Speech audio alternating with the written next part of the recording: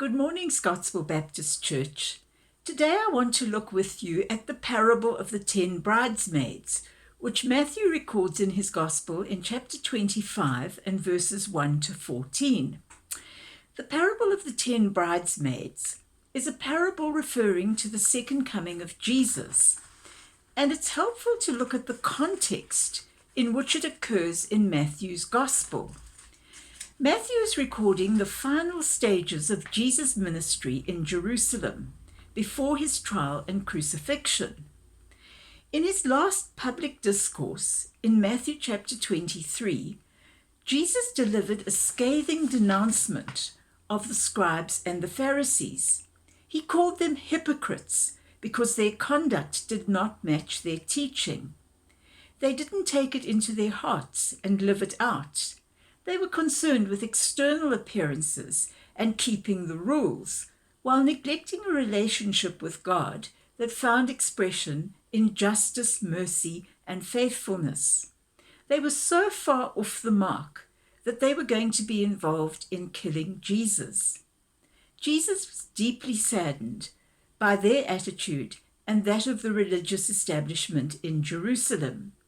He prophesied judgment against them and the destruction of Jerusalem. In verses 37 to 39 of chapter 23, Jesus spoke these words in the temple. "O Jerusalem, Jerusalem, the city that kills the prophets and stones God's messengers. How often I have wanted to gather your children together, as a hen protects her chicks under her wings, but you wouldn't let me. And now look, your house is abandoned and desolate. For I tell you this, you will never see me again until you say, 'Blessings on the one who comes in the name of the Lord.'"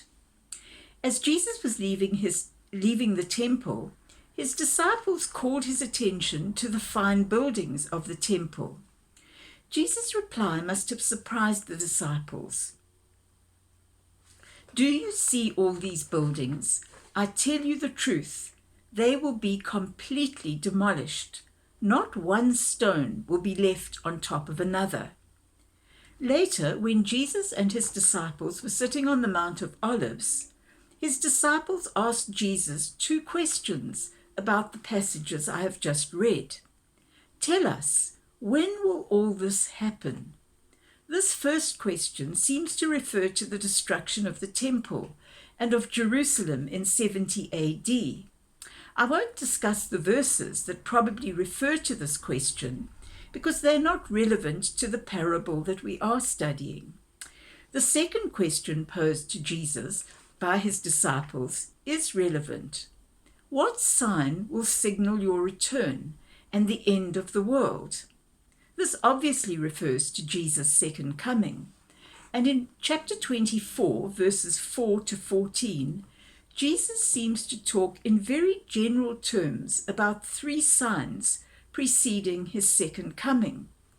After warning the disciples against impostors who will claim to be the Christ, Jesus says first that wars, famines, and earthquakes will occur. But they are merely the start of the birth pains of the end of the age, not decisive indicators of Jesus' return. Secondly, he describes how believers will be persecuted and hated, and how many will abandon the truth and betray and hate each other. False prophets will appear and deceive many, causing their love to grow cold. However, those who stand firm to the end will be saved. Thirdly, the gospel will be preached to the ends of the earth, and then the end will come. We are given two further pieces of information in what follows. The coming of the Son of Man will be as swift and unpredictable as a flash of lightning that lights up the sky from east to west. And secondly, only the Father knows when Jesus will return. As Jesus said, no one knows the day or the hour when these things will happen, not even the angels in heaven or the Son himself. Only the Father knows. In the days of Noah, People were unaware of the impending judgment, and they were enjoying parties and banquets and weddings right up until the time that Noah entered the ark. In the same way, said Jesus, people will be going about their daily business when he returns. Jesus then commanded that we must all keep watch because we do not know when the Lord is coming. Next, 4 parables follow, all urging us to be ready. The first is one that we can all relate to in South Africa. If a homeowner knew exactly when a burglar was coming, he would keep watch and not permit his house to be broken into. The second parable is perhaps directed towards leaders. It contrasts 2 servants giving the responsibility of managing the other household servants and feeding them in their master's absence. A faithful, sensible servant who had done a good job would be richly rewarded when his master returned. However, an evil servant who thought that his master would not be back soon, and who began beating the other servants and partying and getting drunk, doing what he pleased and looking out only for himself, he would be severely punished when the master returned unannounced and unexpected. Jesus described what the master would do. He will cut the servant to pieces and assign him a place with the hypocrites.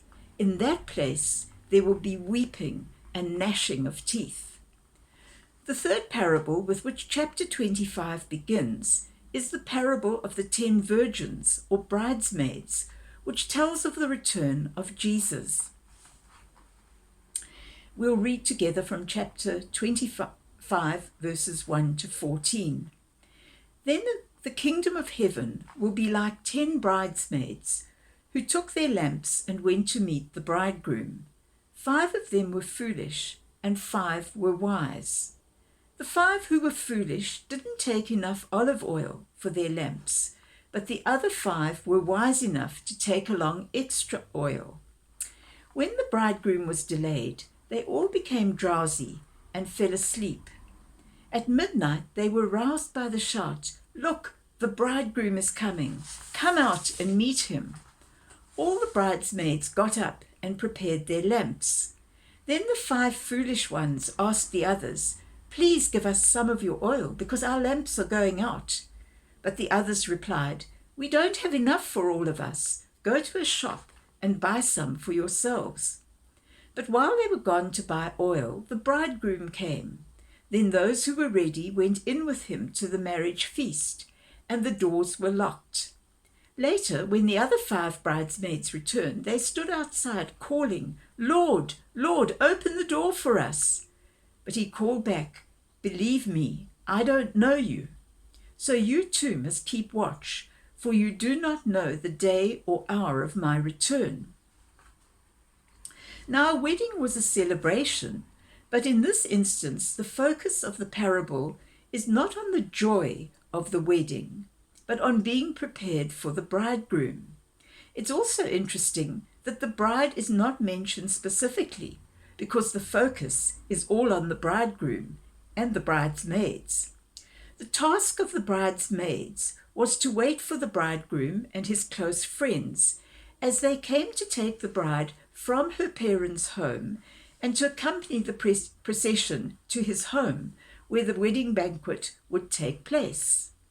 This procession usually took place after nightfall, and all those taking part in the procession were expected to carry their own torches or lamps, and each were responsible for making the necessary preparations.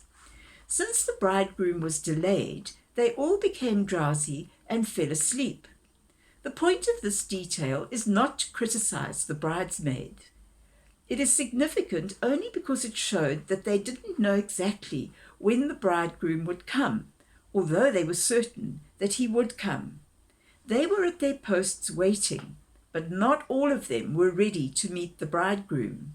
The wise bridesmaids had carried out their responsibilities seriously and thoughtfully. They had brought spare oil for their torches, while the foolish ones had not done so. When the cry came at midnight that the bridegroom was coming, they all prepared their torches. The foolish bridesmaids asked the wise ones for some oil, but their request was refused, not because the wise bridesmaids not because the wise bridesmaids were selfish, but because they did not have enough to go around. The procession would be a disaster if they shared, and as a result, all the torches went out on their way to the groom's home. The foolish bridesmaids went off to buy oil, but by the time they returned, the door to the wedding feast was closed. When they pleaded for the bridegroom to open the door, he called back, "Believe me, I don't know you." The point of the parable is that we too must keep watch and be ready because we don't know when Jesus will return. The foolish bridesmaids were not known by Jesus, although they were ostensibly also waiting for the bridegroom to come. In 1 Corinthians 8 and verse 3, Paul writes, "But whoever loves God is known by God." The foolish bridesmaids did not love the Lord. The parable is a reminder that it is never too early to receive Christ, but at any moment it could be too late. Once the door is closed, it will not be opened. Like the wise bridesmaids, whom Jesus knows and who are eager for his return, we each have responsibilities that have been entrusted to us, and we need to take them seriously and to be ready to do to the best of our ability what God calls us to do. Immediately after the parable of the bridesmaids, Jesus tells the parable of the talents, which makes the same point, teaching us the importance of exercising the gifts and resources that God has given us. We should examine our lives to see whether we are doing this profitably or whether there is something that we should sort out today. Philip Yancey tells of watching an interview with survivors from World War II. They recalled how they spent a particular day. One sat in a foxhole all day. Once or twice a German tank drove by and he shot at it. Others played cards and frittered away the time. A few got involved in furious firefights. Mostly the day passed like any other for an infantryman on the front. Later they learned that they had just participated in one of the largest, most decisive engagements of the war, the Battle of the Bulge. It did not feel decisive to any of them at the time because none had the big picture of what was happening elsewhere. The conclusion that Yancey draws is that great victories are won when ordinary people execute their assigned tasks. We exercise faith by responding to whatever task lies before us with seriousness and diligence. In Colossians chapter 3 and verse 23, Paul reminds us of what our attitude should be. Whatever you do, work at it with all your heart, as working for the Lord, not for human masters, since you know that you will receive an inheritance from the Lord as a reward. It is the Lord Christ you are serving. Now may we all go in peace to love and serve the Lord and our neighbors as we wait for his return. Amen.